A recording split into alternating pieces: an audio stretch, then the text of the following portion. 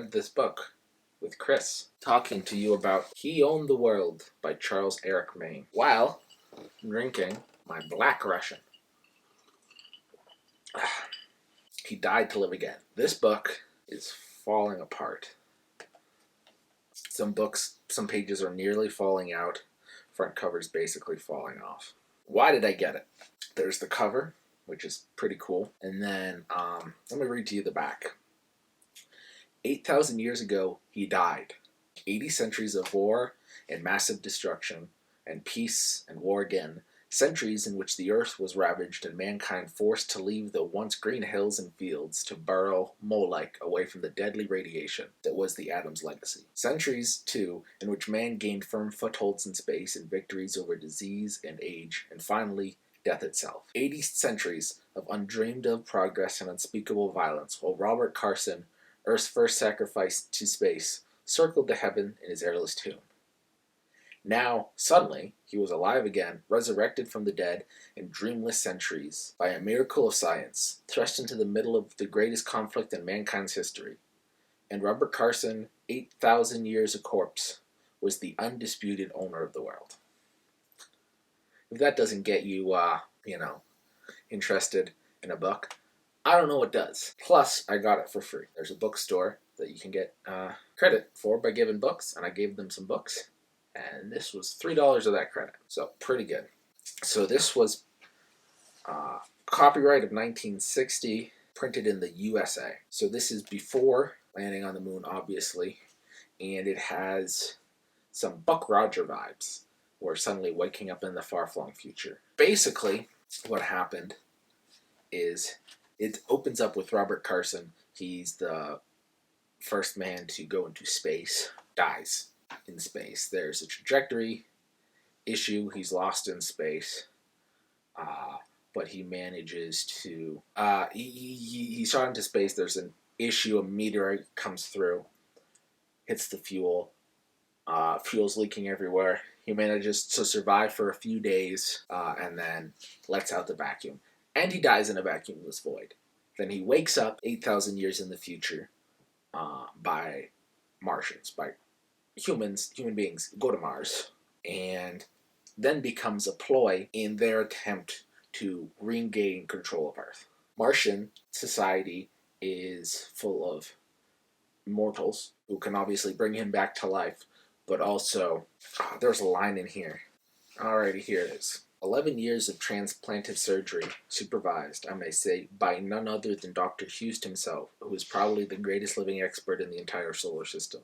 Of course, we have techniques you would not know about. Your heart, for example, is a graft of nylon and other material of high tensile strength with a selected human muscle. It will last for 1,000 years. A heart made out of nylon, because back in 1960, I guess nylon was something that was very exciting, even though now any description where something's made out of nylon is kind of think cheap and crappy. But in here, it lets him live for 1,000 years. So after he dies, Robert Carson dies the first time, a trust is created on Earth to bring back Robert Carson. And over the history of 8,000 years, this trust becomes strong enough. Think of it like the Bill and Melinda Gates Foundation, or something of that root, where it goes on and lives for 8,000 years and becomes rich enough to control the world. I'm guessing he wasn't thinking about Bill and Melinda Gates, obviously. The Vanderbilts, or, I don't know, some of those other people. 8,000 years, controls the whole world because it buys up everything. The whole world's owned by him. And so, after he's brought back, Mars invades Earth, and it's like, we're going to take control of Earth. Earth, however, has had atomic wars over this time period, and the world is a race of mutants. One person who is described is completely normal, except for half of her face has an eye, half of a mouth and an ear, and the other half is completely void. Blank, no eye, no mouth, no nose. The hair is gray and dead, but the other half is perfectly normal. Mutants live on top of the Earth, and burrowed, mole-like, are the normal surviving humans. Humans underneath, mutants on top. The normal humans also control the Earth, also control the moon, and there are Martians who are immortal. Martians are trying to come back to Earth, take over Earth. Pretty crazy, I would say. It was an enjoyable read. I don't want to go too much into it. Give me a second. The only issue I had with it is it trying to explain a few things. Whenever people go and in books try to explain their political or philosophical bent, I find it a little weird, their idea of how the world works. I don't know, it's a little weird. And this is 1960, remember. So that is very few years after the Holocaust. The Martians talk about one of their goals to take over the Earth is to control all the normal human beings and wipe out all the mutants. There's the line in here. Here we go. After all, as a kind of benevolent dictator, what do you wish to achieve?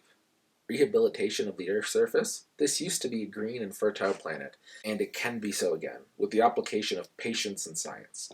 A solution to the mutant problem? That can easily be achieved, and quite humanely.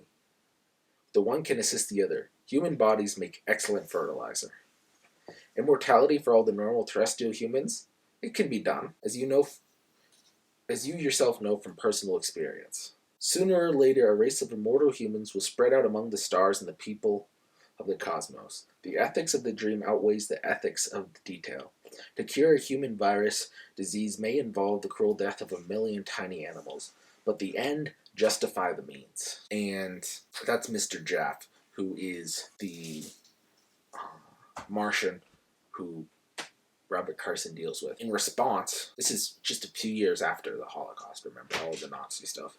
In response, Carson says what you would think a regular red-blooded American would say. We are not trees and plants. We are humans and we have certain rights and responsibilities. We are entitled to live in our own homes or countries or planets without fear of ruthless disposition acting in the name of scientific progress. And Mr. Jaff responding very nihilistically. We are entitled to nothing. We are born into the world with nothing, and we leave it with nothing. There is no profit and loss account. But in the act of living and surviving, we all change the world in some way, perhaps infinitesimally, perhaps immeasurably. History will judge our contributions to human affair, but judgment without punishment is worthless. Ordinary mortal men can act irresponsibly because they will never live long enough to see the long-term results of their actions. That is why we have mutants on Earth. It's very weird. Very of the Cold War, very post-World War II, and all of that. And at the time this was written, you have to remember, this was during the Cold War, 1960. The idea of men being controlled by their government and having no choice. It shows here, a relatively pleasant view, unless you're the person chosen, hey, you're going to die today, of the immortals. And that's the promise of the immortals versus Carson, who, ends up actually being a Christ figure in this. He ends up killing himself, not on national TV, on the international broadcast, where the Martians are like, hey, sign over control of this trust, which controls the Earth, to the Martians. And he agrees.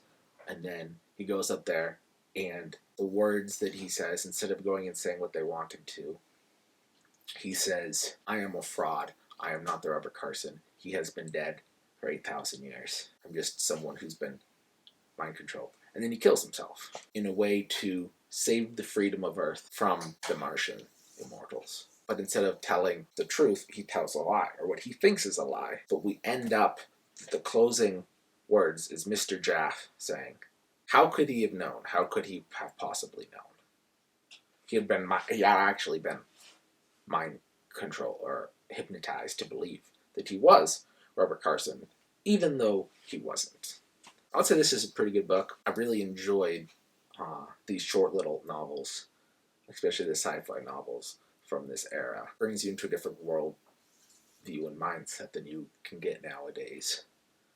Well, a lot more literary, but than a lot of sci-fi, especially with the Christ figure motif. Generally, I would say this is 6 6.5 out of 10. A little bit, it's a little preachy there at the end. Good book, and one if you do get, I would try to get one where the cover is not falling off. But I will bag this and put it on my shelf. Honorary mention, so this is Galaxy Magazine. This is the October 1973 edition that has all the All-Stars because it's the 23rd edition. It has Arthur C. Clarke, Ursula K. Le Guin, Ray Bradbury, Theodore Sturgeon, Harlan Ellison, James White. Love Ray Bradbury and Harlan Ellison. I haven't read enough Ursula K. Le Guin. Arthur C. Clarke, hits and misses. These are the heavy hitters. But Ray Bradbury has a poem in here. Ode to Electric Ben by Ray Bradbury. And this is something I would give a read if you have the chance to look up. I read the other short stories in here. I have not read any of the serials. Back in the day in these magazines, they'd have a story, a novel, or a novelette that they would break up across the different issues. I didn't read any of those. I will read them if I get the ones that complete them. I'm not going to read half a story. But of the other, there were short stories. There's Agnes, Accent and Access, which was pretty interesting. Nothing amazing. Cold Friend by Harlan Ellison, which, anything Harlan Ellison, all his stories that I've read, at the very least so far, have been amazing. And Field of Vision by Ursula K. Le Guin, which, while not amazing, definitely gets me to understand why people think of her as great. These are people that I should read more of.